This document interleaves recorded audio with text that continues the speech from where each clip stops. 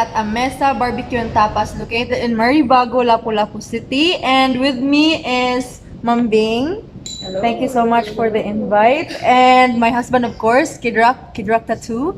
And with us are the staff as well. What's your name again? Michelle, ma'am. Fischel. Unique name. Fischel and Irene. So, thank you so much for your great service. Mao ni ang tanan food na ilang gi-offer sa amo today, and they're actually the best sellers.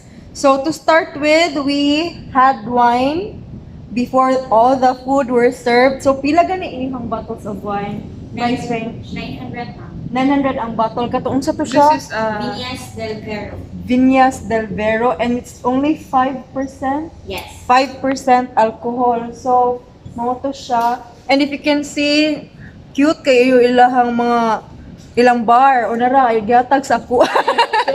Okay ra. This is 13.5 volume but 5% alcohol. So, cheers. yeah, butilya dyan ako ano. So, mauni siya, 900 pesos per bottle. Thank you. And after that, we were served with first this one, the gambas and the Meatballs. Then spaghetti. meatballs. So let's discuss about the price because mangutan sila nakalay siya sa lugar pila ka nilang food. So grabe, the ambience is really great. I'll show you a lot of video clips from the barbecue area, night darts, and they have tables outside too, if you can see that. They have a bar and they have a lot of tables inside the tapas corner. So let's discuss the prices. How much? Let's start with the first food that you gave, which is the gambas with is this garlic bread? No.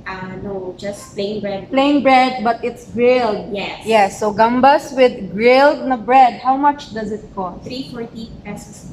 340 pesos. So kani siya, I'll show you a different video clip, but mao ni siya ang 340 and it's good for sharing. Don't you worry, the prices that will be indicating ang tanan food servings are not good for sharing. So that's the gambas. How about the The meatballs? meatball pasta, ma'am, is 290. This one, 290 pesos. It comes along with still Garlic bread. So this is garlic bread. It has meatballs. It has pasta, and we tasted it. You can really taste the tomatoes. And according to Ma'am Bing, dili man siya sweet. It's Spanish style ang ilahang mga food here. How about let's go with the soft shell tacos? Yes, this one is the pork taco. It's 290. 290 pesos. That has two soft shell tacos na comes along with nachos. Yes, ma'am. Apil na sa set ang Yes, ma'am. nachos. Okay. So it actually duha to the shrimp kabuo. taco, ma'am. We ate it already. So Yes, the shrimp taco, the other one. so they served us shrimp and also pork tacos, Yes. right? And this big platter here by my side, pila ni siya? 940. 940. So it has bread, it has fries, That's good for 4, ma'am. good for 4. So naa siya grilled corn. It has Pulled pork. unsa gan? Pulled pork. Pulled pork, Yeah. lechon belly, grilled. Yes. Is this grilled? Okay. Ang awa ang serving dako kay siya. Barbecue platter, right? So yeah, it's a barbecue They're platter. also good for 2 for that one, ma'am. Apila inyong good for 2?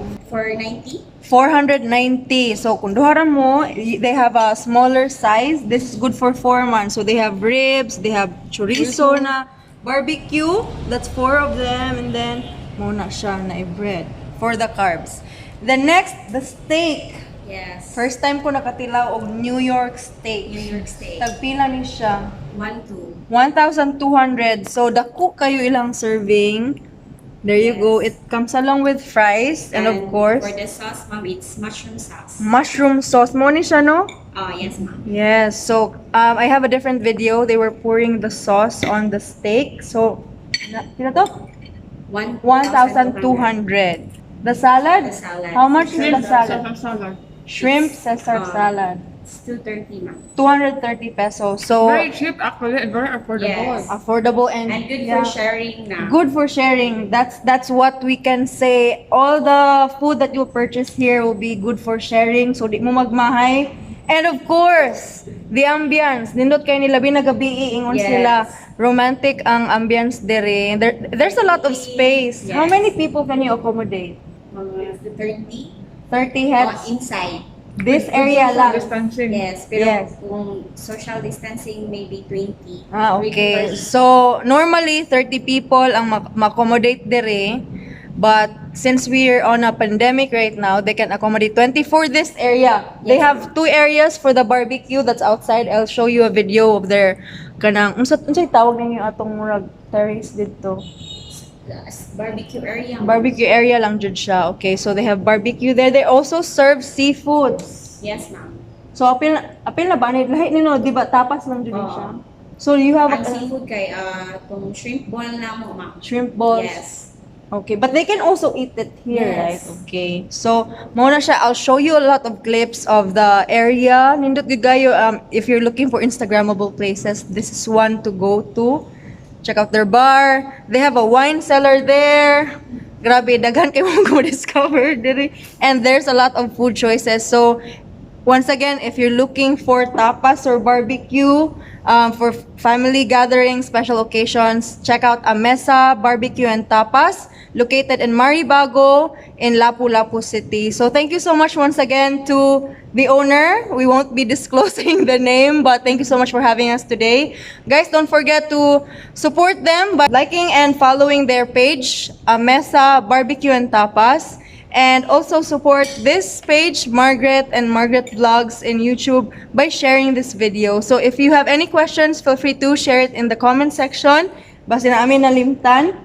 But of course, I posted in my page as well the prices of all their products in the menu, from drinks to food. So salamat kayo for watching this video.